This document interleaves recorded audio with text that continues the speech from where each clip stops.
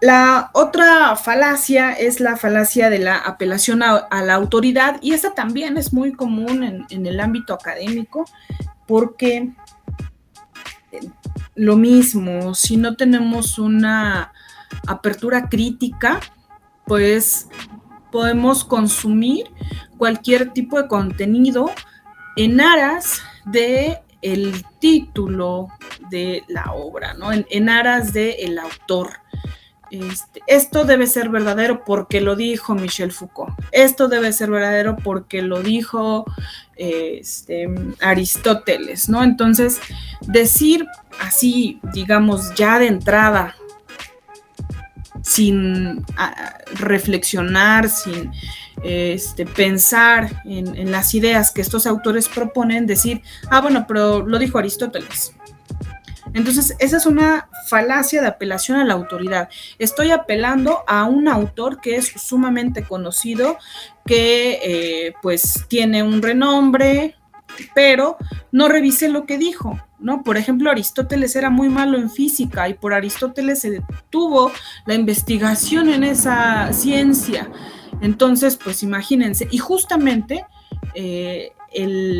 lo que hacían era aplicar una falacia de la autoridad, pero no, porque esto no lo sostuvo Aristóteles. Pues sí, pero Aristóteles fue un mal físico, fue bueno en lógica, en ética, en epistemología, en política, nos dio mucho, pero no es un mal físico. Entonces ahí entra esta falacia de la autoridad, porque no hay un cuestionamiento de las ideas de este autor, sino de facto se toma como verdadero lo que plantea. Y ahí me parece que es un error muy grave. Siempre es importante revisar qué nos están diciendo los autores, o a lo mejor y lo entendí mal, pues le doy otra lectura para comprender mejor las ideas de este autor. Y bueno, ahí está entonces la falacia de la autoridad. Ojo con esa, porque yo creo que es una falacia muy común, ¿no? Que todos cometemos de pronto en el discurso, ¿no? Pero lo dijo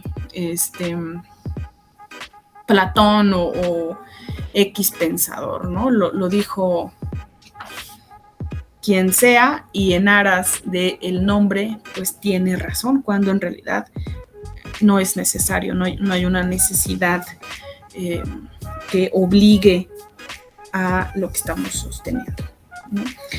La siguiente es falacia ad misericordiam, falacia de la apelación a los sentimientos o apelación a la piedad. Y bueno, de esta también tenemos un montón de ejemplos. Este tipo de falacia, en lugar de cuestionar los argumentos que están en tela de juicio, o que deberían estar en tela de juicio, se apela a la parte sensible.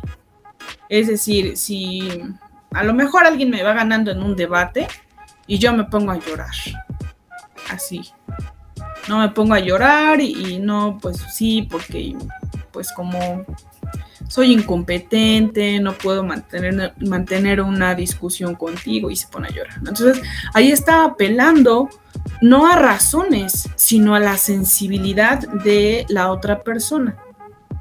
Pensemos en un juicio, ¿no? Que los papás, como casi no se da, ¿verdad? Se divorcian y pues los niños siempre quedan ahí rondando. Se pelean por la patria potestad del niño. Entonces, bueno, a ver quién se va a quedar. Bueno, imaginemos que va ganando la mamá, ¿no? Y el papá, para poder quedarse con la patria potestad, se pone a llorar ante el juez. Y bueno, ahí estamos hablando también de una falacia de la apelación a los sentimientos o apelación a la piedad, o a la misericordia, ad misericordiam, porque pues bueno, trata de conmoverlo, ¿no? De conmover al juez para que falle a su favor. Otro ejemplo, que la verdad esto era muy, muy común cuando salíamos, ¿no? Cuando teníamos una vida normal y abordábamos el transporte público. Yo creo que todos en algún momento fuimos testigos de este tipo de escenas. abordas el transporte público, pues uno va tranquilo en su viaje, con todo lo que implica la Ciudad de México, demasiada tranquilidad, paz y demás. Se es una persona generalmente del sexo masculino, yo no he visto mujeres, no significa que no haya, simplemente no las he visto. Y bueno, con el torso desnudo, lleva una tela con vidrios, entonces la coloca en el suelo y bueno, sin playera, ¿no? Con el torso así desnudo, se avienta a esta cama de vidrios, tiene ya la espalda dañada, ¿no? Obviamente, pues se corta con los vidrios, ¿no? Entonces, pues algunas personas rechazan este tipo de escenas y voltean a otro lado para no verlo, ¿no? Y pues otras con todo el morbo del mundo, pues a ver qué está pasando, ¿no? Lo cierto es que al final de esta escena, pues la persona en cuestión pide una moneda o pues algo, ¿no? Algo a cambio. Y algunas personas ceden la moneda no porque le crean, ¿no? Que crean que no puede conseguir trabajo o que, pues, generalmente dicen que no pueden conseguir trabajo, ¿no? Que nadie se ilustra.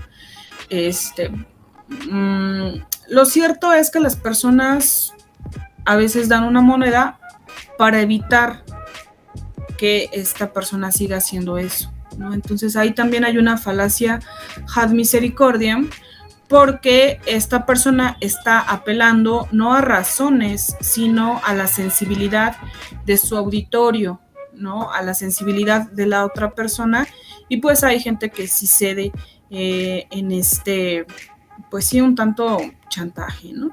Bueno, este es otro ejemplo de la falacia ad misericordiam o falacia de la apelación a los sentimientos o apelación a la piedad, que me parece todos hemos, o no sé si utilizado o hemos sido testigos de esta falacia. Hay dos tipos de falacia muy interesantes que son como hermanitas, ¿no? Están ligadas. Falacia de la ambigüedad y la falacia del equívoco. La falacia de la ambigüedad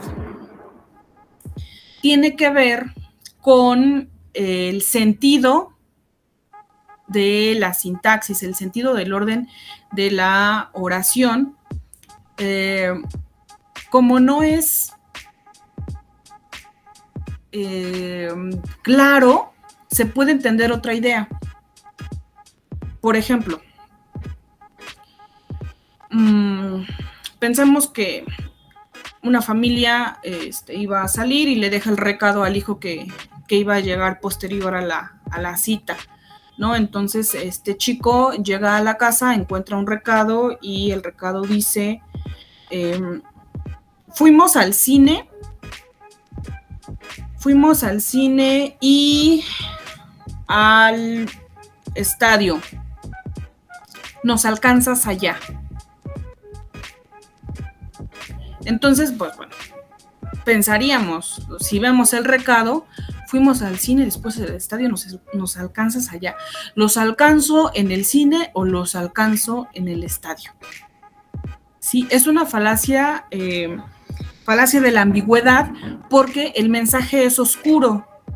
Parece que no quiere que los alcance, ¿no? Para que se confunda. Entonces, el sentido es sumamente oscuro y dices, bueno, estoy confundido. A ver, aclárame. Ahí hay una ambigüedad, ¿no? Entonces, y de esto, pues hay varios, ¿no? Que tienen que ver justo con esta ambigüedad dentro del mensaje, ¿no? La otra falacia es la falacia del equívoco, y esta trabaja más o menos parecida a la anterior, a la de la ambigüedad. La falacia del equívoco es cuando utilizamos un concepto y ese concepto tiene doble sentido. En la primera, en la de la ambigüedad, toda la frase es confusa. No sabemos qué está diciendo exactamente, qué quiere, cuál es el sentido, pues, de la oración completa, del mensaje completo. Mientras que el equívoco es una palabra que tiene doble sentido. Ajá. En este caso, pues bueno, para esto los mexicanos se pintan súper solitos. Hablamos del albur, ¿no? Donde pues las palabras no tienen cuando las utilizamos, no nos referimos siempre al mismo sentido, ¿no? Por ejemplo, chiles, salchicha, ¿no? Hay un montón de cosas que tienen doble sentido y que por eso a algunos extranjeros les cuesta demasiado trabajo aprender español, porque ellos utilizan el sentido denotativo cuando el mexicano está utilizando el sentido connotativo. Y pues bueno, entonces el equívoco tiene que ver con el significado que se tiene del concepto. Por ejemplo,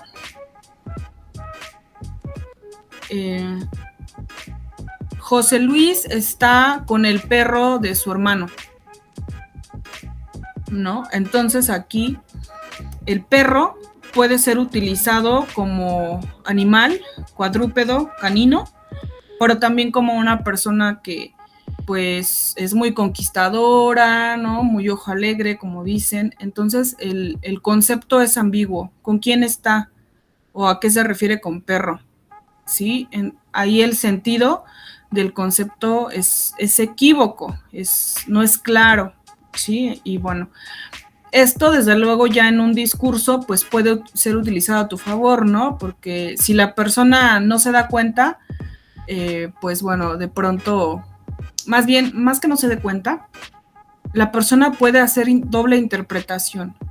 Entonces, se intenta confundir al lector o se intenta confundir a la persona justo para que no tenga esa claridad.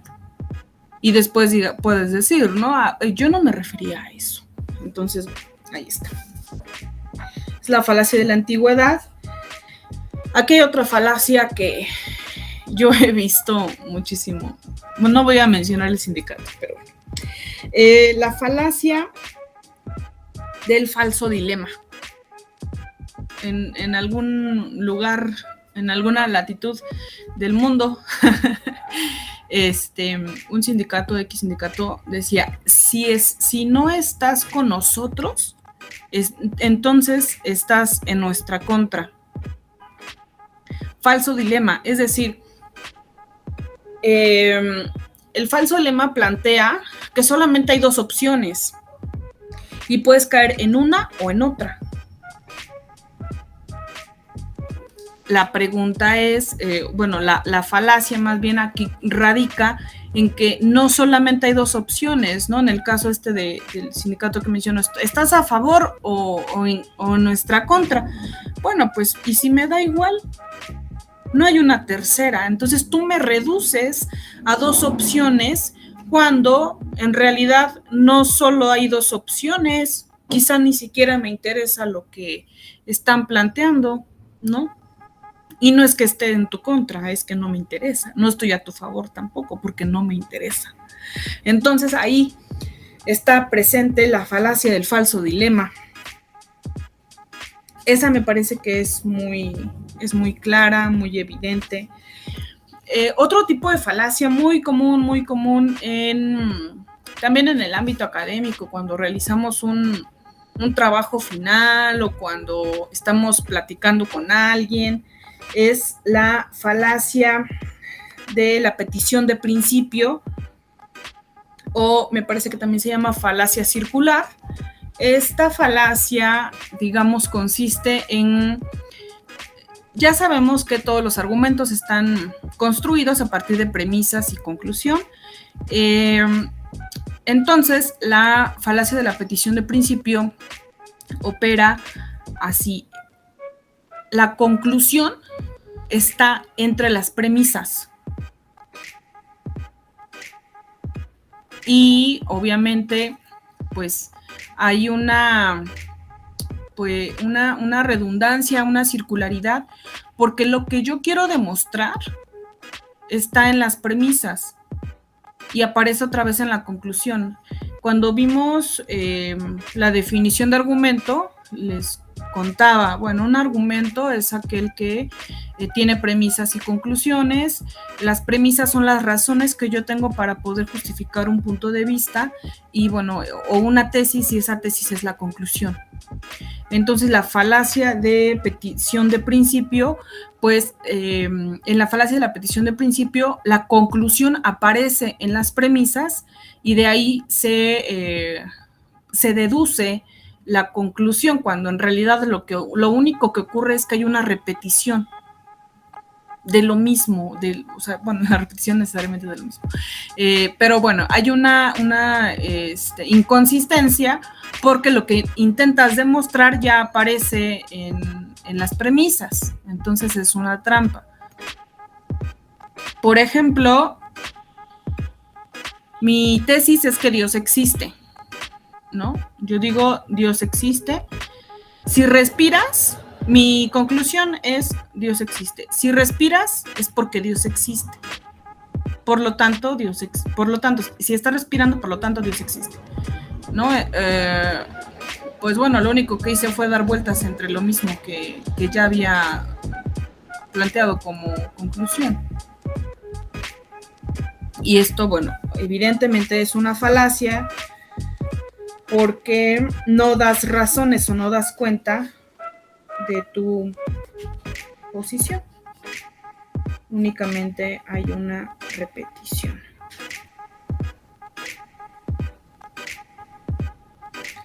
Entonces, esas son las falacias más relevantes